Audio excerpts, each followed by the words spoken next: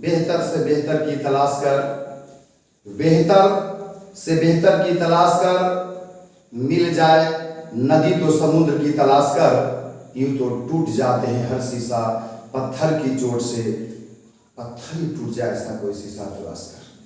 जय गुरुदेव। मैं विष्णु आपके समक्ष मोटिवेशनल बातें लेकर आया हूँ। दोस्तों, कहते हैं कि यदि जानी दुश्मन भी हो और उससे शिक्षा या ज्ञान प्राप्त होता है तो ले लेना चाहिए। आज मैं आपके समक्ष एक राजा की कहानी लेकर आया हूं। वो राजा जो तत्काल अभी राजा बना है और वो अपने आसपास छोटे बड़े राज्य को अपने आधिपत्य करना चाहता है, लेकिन वह टारगेट करता है बड़े राज्यों का। सेना इकट्ठा करता है और इकट्ठा करने के बाद उस पर हमला बोल देता है।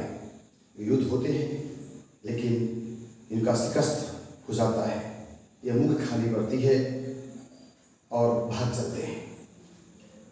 मैदान छोड़ के भागने के बाद कुछ दिनों के बाद, महीनों के बाद उनके विचार आता है कि मैं फिर चढ़ाई करूं। वह फिर सेना इकट्ठा करता है और फिर बड़े राज पर चढ़ाई करता है। फिर उसे शिकस्त होती है। 3 बार, 4 बार, 5 बार चढ़ाई करता है और बार बार उसे शिकस्त हो जाते हैं। मुंह की खाली पड़ती है। अंतोगत्वा उसके सारे सैनिक मारे जाते हैं और वह अकेला पड़ जाता है।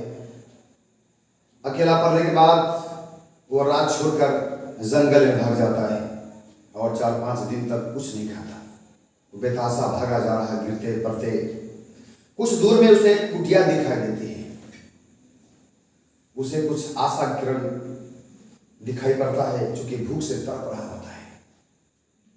वहां जाने के बाद देखता है कि बूढ़ी है जो खाना बना रही है और जाकर धराम से गिरता है और कहता है कि बूढ़ी काकी, बूढ़ी माँ, क्या मुझे भोजन दोगी? मैं कई दिनों से नहीं खाया। बूढ़ी माँ दयालु थी। हाँ, क्यों नहीं बेटे, अवश्य बैठ। वो बूढ़ी माँ चावल पकाती है, जिसको हम लोग देहात में भात कहते हैं, और उसके बाद पकाने के बाद उसे परोसती है। राजा बैठ जाता है और हबक लेता है। हबकता है तो उसे मुंह जल जाता है। उसको देखकर वह बूढ़ी जो महिला है, जो औरत है, वो बोलती है, हंसती है, क्या बेटा, तुम भी हमारे राजा की तरह ही मूर्ख हो? राजा बोलता है, जो खुद था राजा की तरह मूर्ख? ऐसी क्या बात हुई, क्या उसे मूर्खता है? वो बूढ़ी जो है बोलती है कि बेटा, जैसे तुमने देखा कि अभी अभी गरम गरम ये चावल पके थे और बीच से तुमने हबक लिया, उसी तरह से राजा पहले छोटे छोटे राज्यों पर हमला न करके बड़े राज्यों पर हमला किया और उसे शिकस्त हो गई। हार का मुंह देखना पड़ा। अगर तुमने किनारे से छोटा छोटा हल्का हल्का कवर लेते, फूक फूक कर किनारे किनारे से खाते तो सारे भात खा जाते, ये जलता भी नहीं। और उसी तरह से वह राजा जो मूर्ख था, मूर्ख है, उसके आसपास छोटे छोटे रास्ते पहले उस पर हमला करते, उसे आधिपत्य कर लेते और धीरे धीरे करते करते वो बड़े राज्यों पर भी हमला कर लेते। ऐसा सुनकर राजा कांप जाता है, आश्चर्यचकित हो जाता है और उस बूढ़ी माँ से, उस बूढ़ी काकी से वो राजा बोलता है कि काकी, वो चाची, तुम मेरे गुरु हो, मैं ही वो राजा हूं जो मैं शिकस्त खाई है। वो बूढ़ी आश्चर्य का ठिकाना नहीं रहता, क्योंकि बेटा तुम, और बहुत लजा जाती है, शर्म से झुक जाती है। लेकिन इतने में राजा कहता कि माँ, आज तो मेरे गुरु बन गई है, तुमने सही कही। मैं समझा कि कई बार सब बड़े बड़े राज्यों को हमला करके आधिपत्य कर लूंगा, लेकिन मैं भूल गया कि छोटी छोटी सफलता से बड़ी बड़ी सफलता हासिल की जाती है।